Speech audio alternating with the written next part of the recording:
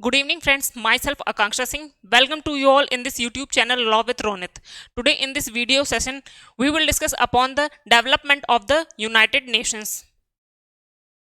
Development of United Nations के क्रम को जानने के पहले हमें यह जानना जरूरी है कि origin of the United Nations, संयुक्त राष्ट्र की उत्पत्ति कहाँ से हुई। तो कि जैसा कि दोस्तों हम जानते हैं कि फर्स्ट वर्ल्ड वॉर 1914 से 1918 तक जो है फर्स्ट वर्ल्ड वॉर चला, जिसके दौरान क्या हुआ कि बहुत सारे जन धन का नुकसान हुआ। जनधन का नुकसान हुआ, विश्व शांति भी काफ़ी भंग हुई, जिसके फलस्वरूप और परिणाम स्वरूप लीग ऑफ नेशंस की स्थापना की गई। League of Nations is the predecessor of the United Nations Organisation. More और लेस इसका भी फंक्शन और पर्पस वही था जो यूनाइटेड नेशन ऑर्गेनाइजेशन का था, जैसे कि to maintain the international peace and security, to maintain the friendly relations among the nation, to maintain the cooperation among the nations and so on. लेकिन क्या होता है कि 1939 में सेकेंड वर्ल्ड वॉर छिड़ जाता है, ठीक है ना। तो लीग ऑफ नेशंस का जो पर्पस था, जो उद्देश्य था, उसको वो फुलफिल करने में फेल हो जाता है, अपने उद्देश्य को फुलफिल करने में फेल हो जाता है, असमर्थ हो जाता है, जिसकी वजह से क्या होता है कि लीग ऑफ नेशंस का अस्तित्व लगभग समाप्ति ही हो जाता है। तो द्वितीय विश्व युद्ध हमारा चला 1939 से 1945 तक, ठीक है ना। इसी दौरान 1941 से 1945 तक क्या हुआ कि यूनाइटेड नेशंस ऑर्गेनाइजेशन की नींव रखी गई और उसके विकास का क्रम चला। चलिए दोस्तों, हम नेक्स्ट स्टेप में देखते हैं, नेक्स्ट स्लाइड में देखते हैं कि development procedure of the United Nation Organisation, that is the development and the establishment of the United Nations. Here the 8 steps in which the United Nations organization has been developed। तो step by step हम जानेंगे कि United nation की स्थापना कैसे हुई और किस स्टेप में क्या हुआ। तो देखिए, जो हमारा पहला स्टेप है, the declaration of the Saint James Palace which was held on the June 12, 1941। तो इसमें क्या होता है कि London had become the home of the 9 exiled government, ठीक है ना। तो यहाँ पर सवाल ये पैदा होता है कि what is the exiled government. Exiled government is the temporary establishment of the government on the foreign soil, ठीक है ना। तो क्या होता है कि ये जो 9 एक्साइल्ड गवर्नमेंट है वो सेंट जेम्स पैलेस लंदन में असेंबल होते हैं, मतलब एक साथ आते हैं और वो एक डिक्लेरेशन साइन करते हैं जिसमें वो अपनी इच्छा को व्यक्त करते हैं to maintain the international peace, ठीक है ना। और सेंट जेम्स पैलेस लंदन में उस डिक्लेरेशन को साइन करने की वजह से उस डिक्लेरेशन का नाम पड़ गया Saint James declaration of the Saint James Palace. And the another important step in the development procedure of the United Nation Organisation is the Atlantic Charter which was held on the 14 August 1941। Question is that कि इसका नाम Atlantic charter क्यों पड़ा, ठीक है ना। इसमें क्या होता है कि 2 statesman of the world, first one is the 2 statesmen of the world. First one is the Winston Churchill was the prime minister of the Britain, and the president Franklin D. Roosevelt of the America.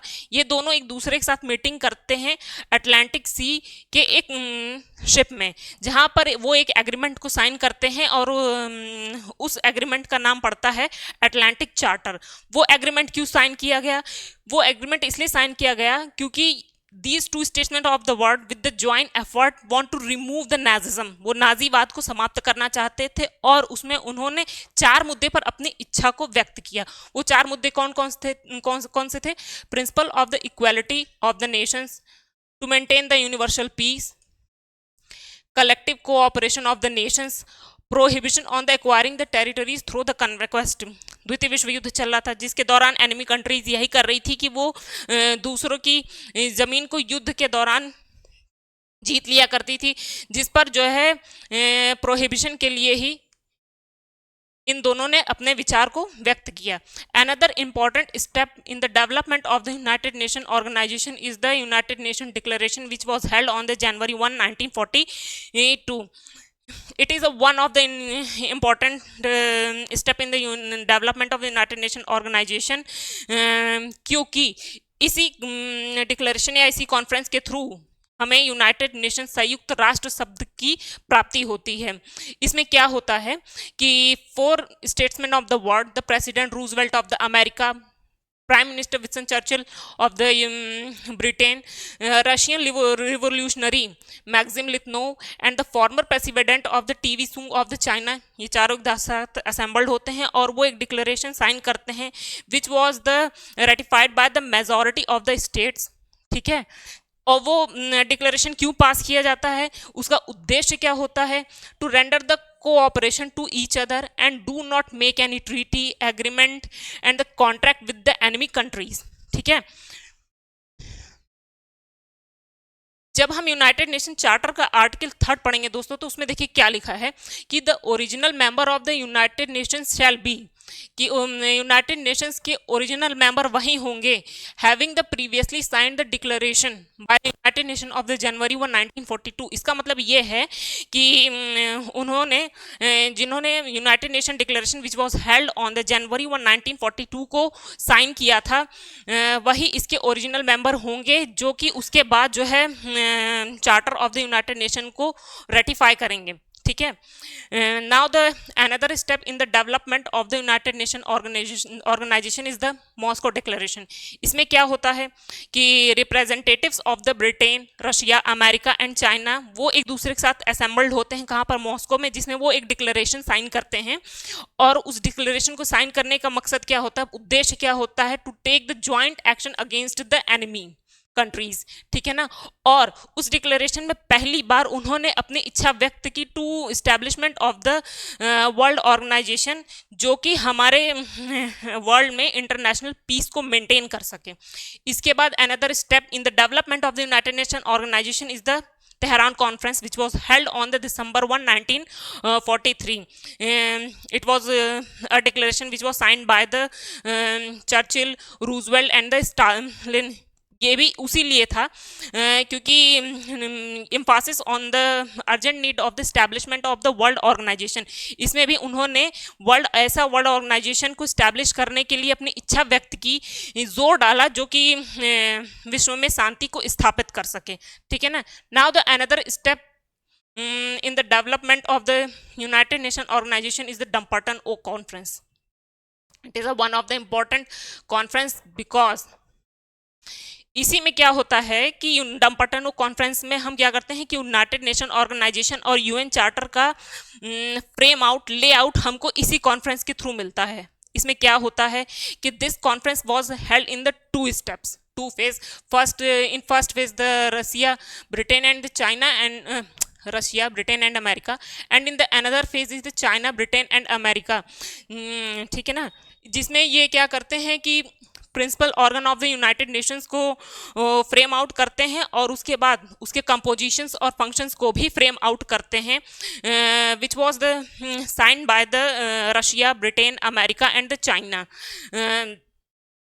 More over the give the finally approval to that proposed organization should be named as the United Nations। जब इस proposal को, मतलब कि जो principal organs of the United Nations थे और उनके composition और फंक्शंस को जब इन चारों कंट्रीज के द्वारा अप्रूवल मिल जाता है तो उसका नाम द यूनाइटेड नेशंस रखा गया। ठीक है ना, तो इस जैसा कि इस कॉन्फ्रेंस के थ्रू हमें क्या जानने को मिलता है कि जो यूनाइटेड नेशंस का जो इस्टेब्लिशमेंट हुआ वो इस कॉन्फ्रेंस के थ्रू हुआ। यूनाइटेड नेशन के चार्टर का जो ढांचा या फ्रेमवर्क था वो इस कॉन्फ्रेंस के थ्रू हमें मिला। लेकिन क्या होता है कि आफ्टर प्रोलॉन्ग डिस्कशन, काफ़ी डिस्कशन के बाद वो इस मुद्दे पर आते हैं कि इस कॉन्फ्रेंस को क्या नाम दिया जाए। तो इस कॉन्फ्रेंस को वो नाम देते हैं Dumbarton Oak proposal. This proposal become the basis of the United Nation Charter, United Nations charter.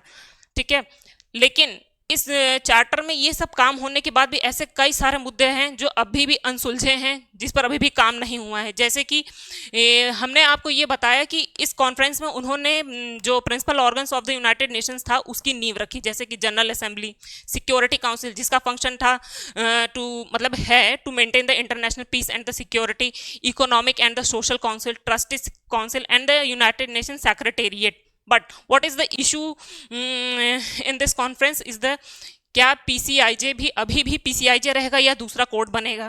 दूसरी चीज की क्या हुआ था कि जो सोवियत रसिया था वो अपने 16 आइलैंड के साथ क्या कहते हैं मेंबर बनने के लिए यूनाइटेड नेशन ऑर्गेनाइजेशन का तैयार था। तो पॉइंट इज दैट कि अगर वो 16 आइलैंड के साथ अगर वो यूनाइटेड नेशन ऑर्गेनाइजेशन का मेंबर बन जाएगा तो अदर कंट्रीज कहाँ जाएंगी। तो it is the another question is to initial membership of the organization। और one of the important issue is in this conference की जो लीग ऑफ नेशंस के जो मैंडेटरी या जो मेजर पर्पजेस थे क्या वो इसमें हटाए जाएंगे या रखे जाएंगे।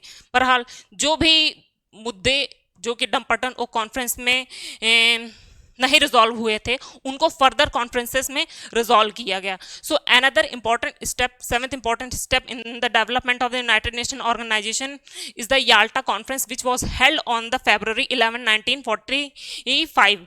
वाई इट इज इंपॉर्टेंट, इसमें क्या हुआ था कि representative of the Britain, Russia, America के साथ वहाँ के जो फॉरेन मिनिस्टर और मिलिट्री हेड्स थे उन्होंने भी इसको ज्वाइन किया। और इसमें क्या हुआ कि जो मुद्दे जो डम्पटन कॉन्फ्रेंस में रह गए थे उनको इसमें रिजॉल्व किया गया और final structure and the complete framework of the United Nation charter और यूनाइटेड नेशन ऑर्गेनाइजेशन को इसमें प्रिपेयर कर दिया गया था। अब आता है दोस्तों मुद्दा कि बन तो गया लेकिन इसको अभी भी रिकॉग्निशन नहीं मिला था, अभी भी ये एनफोर्स नहीं हुआ था। तो इसको रिकॉग्निशन के लिए और इसको इफेक्ट में लाने के लिए एक अनदर कॉन्फ्रेंस हेल्ड किया गया, San Francisco Conference which was held on the June 25, 1945।